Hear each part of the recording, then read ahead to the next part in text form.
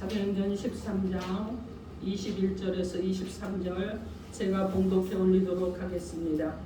그 후에 그들이 왕을 구하거늘 하나님이 베냐민 지파 사람 기스의 아들 사울을 40년간 주셨다가 패하시고 다윗을 왕으로 세우시고 증언하여 이르시되 내가 이새의 아들 다윗을 만나니 내 마음에 맞는 사람이라 내 뜻을 다 이루리라 하시더니 하나님이 약속하신 대로 이 사람의 후손에서 이스라엘 위하여 구주를 세우셨으니 곧 예수라. 아멘.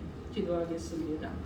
하나님의 말씀을 들을 때 우리의 마음이 순전하게 하시고 말씀이 우리의 가슴을 하나님 간통하게 하셔서 그 말씀으로 우리가 살아갈 힘과 능을 얻게 하시고 또 하나님 전진해 나갈 때 말씀과 함께함으로 이기고 승리하는 하나님의 백성들로 함께하여 주옵소서. 예수님 이름으로 기도합니다. 아멘. 자, 오늘 하나님께서 저와 여러분에게 주시는 말씀은 하나님의 뜻을 다 이루리라 하십니다. 이런 제목으로 하나님의 말씀을 선포하겠습니다. 오늘 말씀이 선포될 때 저와 여러분 가운데 성령께서 임재하시고 감화 감동하게 하심으로 인해서 말씀으로 일어나는 귀한 시간 되기를 주님의 이름으로 축원합니다. 아멘. 우리 서로 인사합니다. 예수의 이름으로 사랑하고 축복합니다. 예수의 이름으로 사랑하고 축복합니다. 아멘. 여러분 모두에게 하나님의 큰 은혜가 있기를 주님의 이름으로 축원합니다. 아멘. 자, 오늘 본문은요, 하나님의 마음에 맞는 사람 다윗에 관한 내용입니다. 물론 앞에 사울이 소개되어 있지만은 오늘 우리 가운데 주시는 말씀은 다윗을 통해서 주시는 하나님의 은혜가 있을 줄 믿습니다. 그래서 하나님의 마음에 맞는 다윗을 통해서 하나님이 다 이루시겠다고 이렇게 말씀하셨습니다. 우리가 여러분 많은 사람과 사귐을 하잖아요. 교제를 하고 그리고 또 친한 사람들도 있습니다. 그런데 여러분 그렇게 하면서 여러분 마음에 딱 맞는 사람이 여러분의 인생에서 몇 명이나 만나보셨습니까? 참 만나기가 어렵습니다. 그죠? 그런데 마음에 꼭 맞는 사람을 만나기가 쉬운 일이 아닌데 여러분 가장 가까운 친구들과 대화를 하면 항상 마음이 잘 맞아요. 그죠? 그런 사람들끼리 또 어울리게 되어 있습니다. 여러분 학교에 학생들이 참 많이 있는데 선생님 마음에 딱 맞는 사람이 그 학생들 중에 몇 명이나 있겠습니까? 여러분 물론 그 중에 합당한 사람이 있을 수 있어요. 여러분 우리나라에 군인들이 참 많잖아요. 그런데 이 군인들이 지휘관들이 보기에 지휘관의 마음에 딱 맞는 사람이 몇 명이나 있겠습니까? 많은 국민 가운데 이 나라를 대표하는 대통령의 마음에 딱 맞는 사람이 여러분 많이 있을 수 있어요. 그러나 정말 꼭 마음에 드는 사람이 몇 명이나 있겠습니까? 여러분 그렇듯이요, 우리 인생 가운데도 이 성도들 가운데도 하나님의 마음에 맞는 사람이 과연 몇 명이나 있겠는가 하는 것입니다. 여러분 제가 목회를 하지만 제가 하나님의 마음에 전적으로 다 맞는 사람일까요? 여러분 그렇지 않을 것입니다. 많은 실수도 하고 오류도 범하고 때로는 하나님이 원하시지 않는 길로도 가기도 하고, 그런데 딱 하나 있죠. 믿음의 사람들은 돌이킬 줄 안다는 것이 큰 특징 중에 하나입니다. 자, 오늘 본문에서도 이새 아들 다윗을 만나니 내 마음에 맞는 사람이라고 말씀합니다. 사무엘상 13장 14절에서도 하나님의 마음에 맞는 사람이라고 말씀을 합니다. 그리고 오늘 본문에서는요, 내 마음에 맞는 사람이 내 뜻을 다 이루리라 이렇게 말씀하고 있습니다. 여러분 그래서 오늘 하나님께서 하나님의 뜻을 이루시기 위해서 우리에게 요구하시는 것이 무엇인지 하나님의 음성을 듣도록 하겠습니다. 첫째로 하나님의 뜻을 다 이루기 위해서 회개해야 합니다. 하나님의 뜻을 이루기 위해서 우리가 가장 먼저 해야 될 것은 회개하는 것입니다. 지난주에 우리가 회개에 대한 말씀을 나눴습니다. 그러면서 제가 여러분에게 요구하기를 하루를 마무리하면서 하루에 5분만 여러분의 하루 생활을 돌아보고 내가 오늘 어떤 삶을 하고 살았는지 회개하는 시간을 가지십시오. 이렇게 제가 여러분에게 요청을 드렸습니다. 물론 한 주간 동안 잘 하고 계시는 줄 믿습니다. 그런데 오늘 본문의 다윗은요, 바로 회개의 사람이었어요. 시편에 보면요, 6편에 32편에 38편에 102편 103편 143편에 다윗이 해결을 하는데 이 시를 해결의 시라 이렇게 소개를 합니다. 다윗이 이스라엘의 왕이 되어서 적들을 물리치고 나라가 평안해지고 그러면서 여러분 이 평안한 시기를 지날 때 다윗이 범죄했습니다. 그가 목동 시절에 그리고 쫓겨다니면서 망명 생활을 하던 시절에 어려움을 당하고 공고한 시절에 죄를 지은 것이 아니라 나라가 평안해지고 자신의 인생이 평안해지고 그리고 왕으로서 이상이 높아지고 많은 이들에게 인정을 받을 때 근심이 없을 때 걱정이 없을 때 그가 죄를 범했다는 것입니다. 사람이 높아졌을 때 너무 평안할 때 죄를 범하게 됩니다. 기도 생활하다가요 행해질 때 여러분 우리는 주의해야 되는 거예요. 열심히 기도 생활했습니다. 근데 어느 때부터 기도가 점점 식어져요. 여러분 이럴 때는 주의를 해야 되는 거예요. 다윗은요 범죄한 후에 나단 선지자로부터 책망을 받습니다. 그리고 그 책망을 받는데 다윗이 내가 이렇게 했기 때문에 죄를 지었다고 변명하지 않아요. 난 도저히 잘못한 것이 없다고 항거하지도 않습니다. 여러분 그러면서 그는요 참 회개를 했습니다. 울고 또 울어서 베개가 썩도록 여러분 그렇게 눈물을 흘리면서 하나님 앞에 회개의 기도를 드렸습니다. 사울과 다윗 여러분 하나님의 선택을 받은 이스라엘의 초대왕과 2대 왕입니다. 그런데 사울 왕도 죄를 지었고 다윗도 죄를 지었어요. 여러분 두 왕은 다 죄를 지었습니다. 그런데 두 사람이 다 중대한 죄를 지었는데 왜 하나님께서 사울은 버리셨습니까? 그런데 다윗은 왜 용서하시고 왜 사랑하셨습니까? 왜 그랬을까요? 이유가 분명히 있습니다. 사울은요 죄를 지었을 때 선지자를 통해서 지은 죄를 지적하고 책망을 받았습니다. 이때 사울 왕의 태도는 어땠느냐? 변명했습니다. 개변으로 합리화를 시켰습니다. 그렇게 했기 때문에 하나님께서 사울 왕을 버리셨습니다.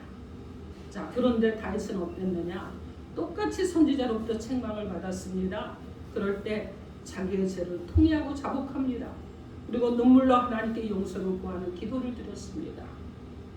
사랑하는 성도 여러분, 우리들도 완전하지 못하기 때문에 이 세상을 살아가면서 우리는 늘 죄를 지으면서 살아갑니다. 중생한 하나님의 백성이라고 할지라도 부지 중에 연약해서 넘어지기도 합니다. 때로는 실수하기도 합니다. 죄를 범하기도 하는 거예요. 이럴 때 우리는 어떻게 해야 되겠습니까? 우리의 태도는 어때야 되겠습니까? 사울과 같은 태도를 취해야 되겠습니까? 아니면 다윗 같은 태도를 취해야 되겠습니까? 여러분 어떤 상황이든 내가 잘못을 했을 때는 핑계하지 마십시오. 변명도 하지 마세요. 합당한 일을 한 것처럼 변명하지 마시라는 것입니다. 책임이 다른 사람이 있다고 여러분 말하지도 말아야 되는 거예요. 이럴 때는 어떻게 해야 되느냐? 그리스도인의 태도는요 진실하게 회개하고 자복하고 그리고 통회하는 것입니다. 회개할 줄 아는 사람이 하나님의 뜻을 이루는 하나님의 사람으로 크게 쓰임받게 될 줄 믿습니다. 그러므로 여러분 우리가 실수하거나 잘못을 했을 때는 하나님 앞에 통회하고 자복하시고 용서를 구하십시오. 그리고 하나님께 합당한 사람으로 여러분을 정말 쓰시기에 아름다운 사람으로 새롭게 씻김을 받는 은혜 가운데 살아가기를 주님의 이름으로 축원합니다. 아멘. 둘째로 하나님의 뜻을 다 이루기에 믿음으로 사셔야 됩니다. 성경에서 다윗을요 위대한 믿음의 사람이라고 증거하고 있는데 시편에 보면 다윗은 여호와 하나님을 나의 하나님 그리고 나의 목자 나의 산성이시고 나의 방패시고 나의 안식처가 되시고 나의 피난처가 되시고 그러면서 나의 주인이 되시고 나의 요새가 되시고 나의 대장이 되신다고 믿음의 고백을 드러내고 있습니다. 다윗이 하나님을 의지하고 믿는 반석 같은 신앙을 가지고 있는 모습을 드러내는 거예요. 자, 다윗이 그의 나이 약간의 나이로 블레셋의 골리앗 앞에 섰습니다.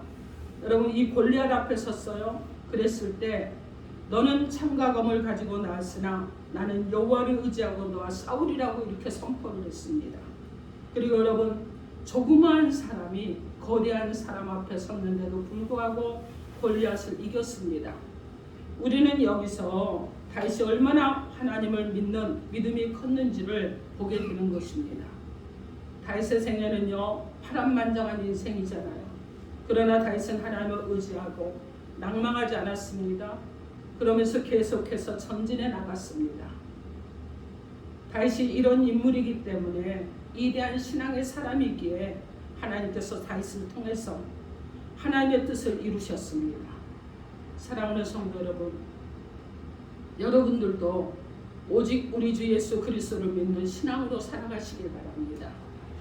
믿음의 사람이기 때문에 여러분 한 사람 한 사람을 통해서 하나님의 뜻을 이루어 가시고자 하는 하나님의 뜻을 이루어가는 역사가 일어나는 자 여러분 되기를 우리 주 예수 그리스도 이름으로 축원합니다. 아멘. 자, 셋째로 하나님의 뜻을 다 이루기에 순종하시기 바랍니다. 다윗은요, 순종의 사람입니다. 하나님의 명령과 법과 뜻에 순종했습니다. 사무엘상 15장 16장에 보면 불순종의 사람 사울왕을 버리시고 순종의 사람 다윗을 왕으로 세우셨습니다. 다윗은요, 여러분 초장에서 양들을 먹일 때나 왕이 되었을 때나 언제나 하나님 앞에 순종하는 사람이었습니다.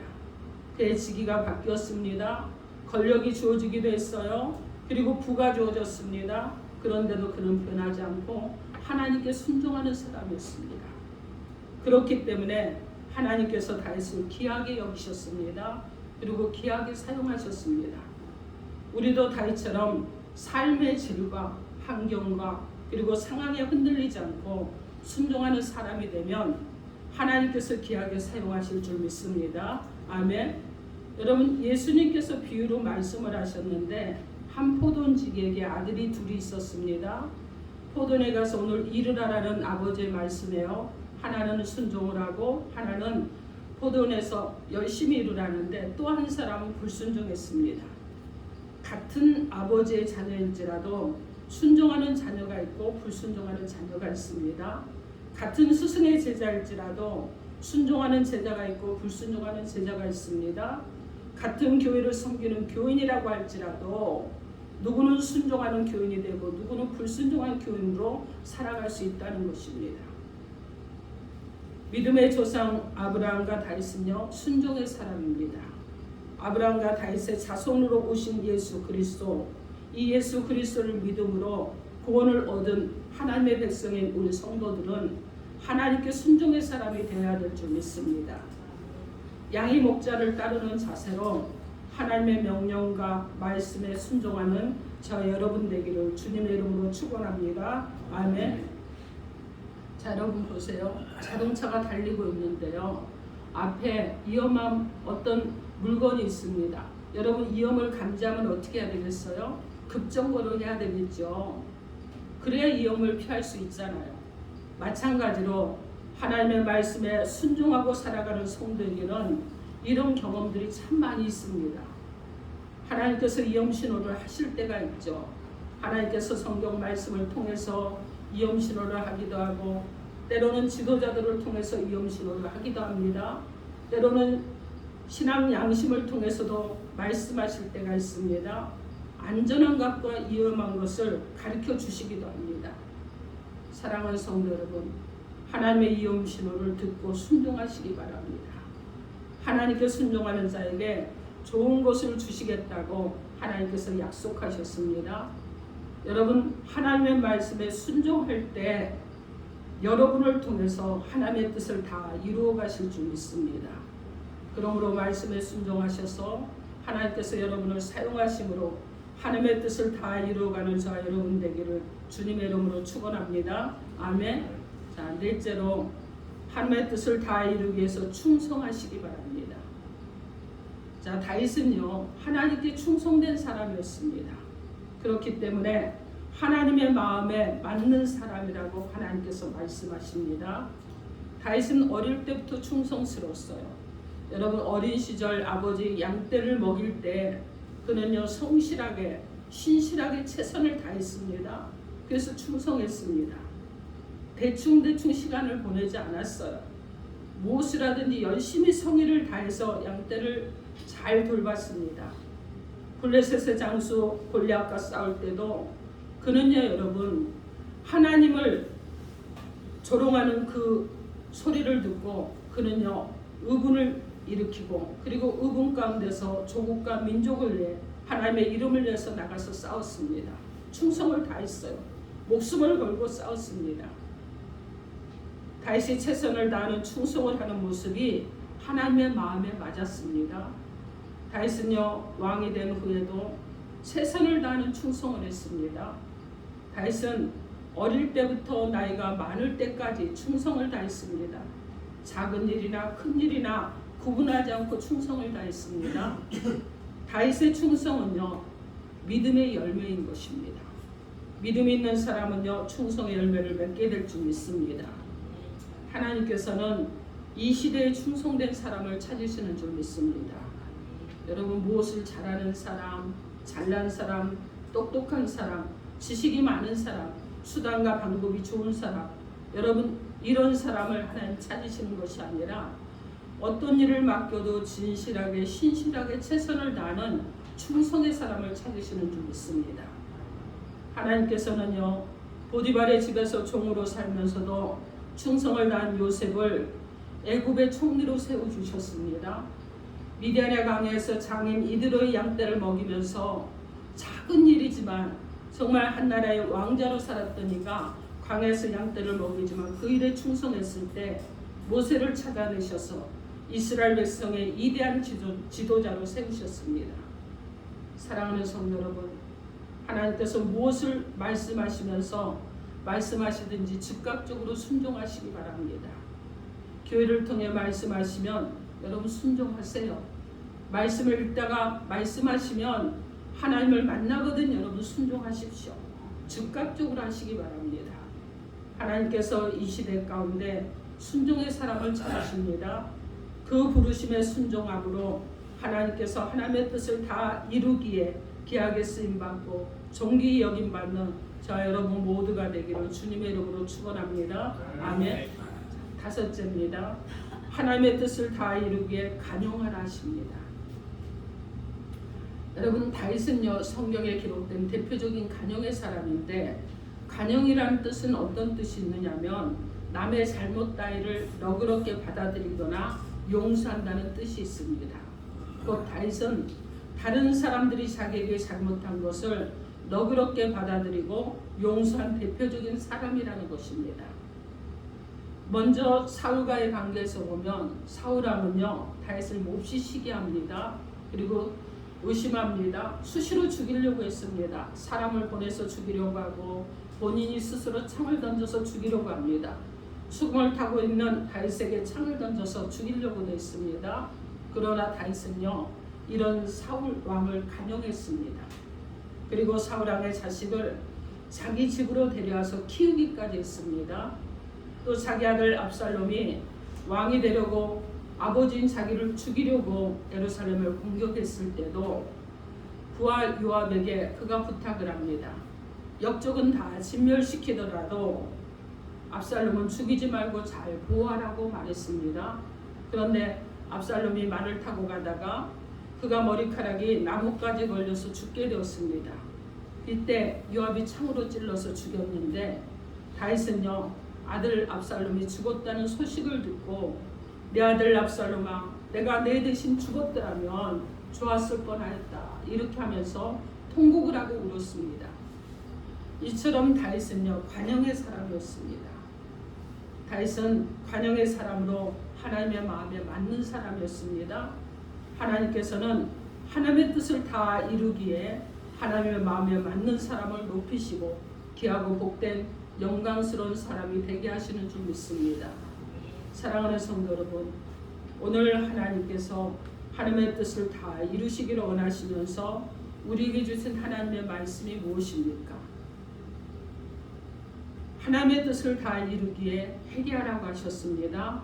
믿음으로 살라고 하셨습니다. 순종하라고 하셨습니다. 충성하라고 하셨습니다. 그리고 간용하라고 하셨습니다. 사랑하는 성도 여러분, 하나님께 마음에 맞는 사람의 모습으로 여러분이 변화되는 은혜가 있길 바랍니다. 여러분의 내면이 변하고 예면이 변하고 그리고 여러분이 정말 하나님에 맞는 사람으로 날마다 새로워지고 변화되어 감으로 인해서 하나님이 쓰시기에 아름답고 복된 저와 여러분 되기를 주님의 이름으로 축원합니다. 아멘. 여러분에게 이야기를 하나 들려드리겠습니다. 자, 한 소년이요 방학이 되어서 시골에 갔습니다. 그리고 누이 동생과 놀러 갔다 그럽니다.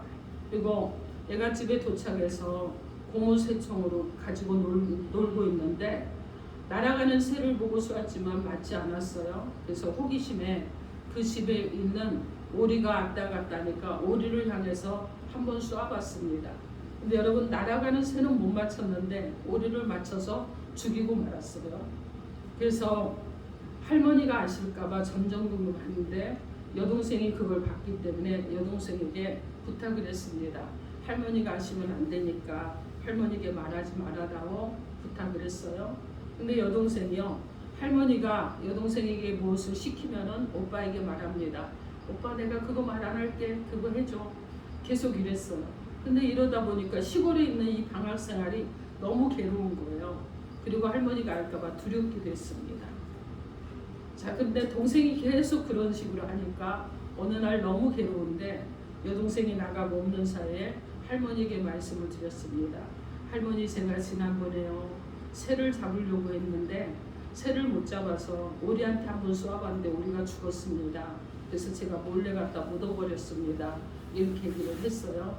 그랬더니 할머니께서 하시는 말씀이 네가 언제 얘기하나 내가 기다리고 있었다. 근데 이제 얘기를 해주니 너무 고맙구나.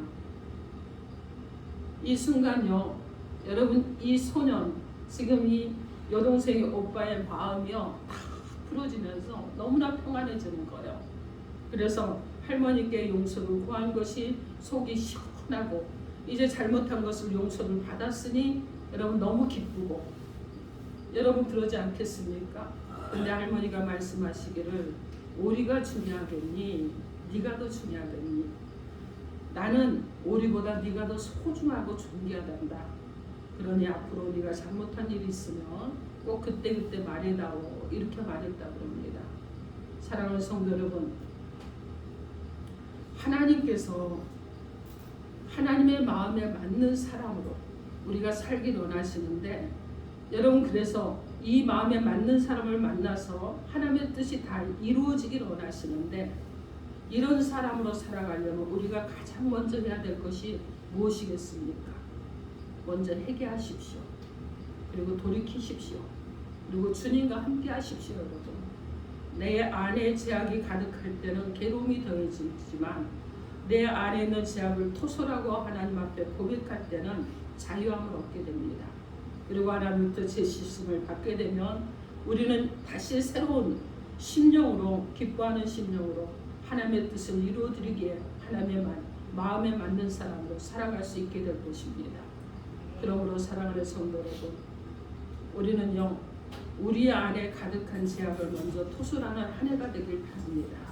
그래서 날마다 하루를 돌아보시고 밤마다 여러분 5분만의 시간을 하나님 앞에 드리면서 하루를 돌아보고 그날의 제약을 하나님 앞에 용서를 구함으로 올 2023년도에는 새롭게 부흥하는 성도 되시고 그 부흥이 교회 가운데도 역사가 일어나서 새롭게 부흥하는 아름다운 교회가 될 줄 믿습니다.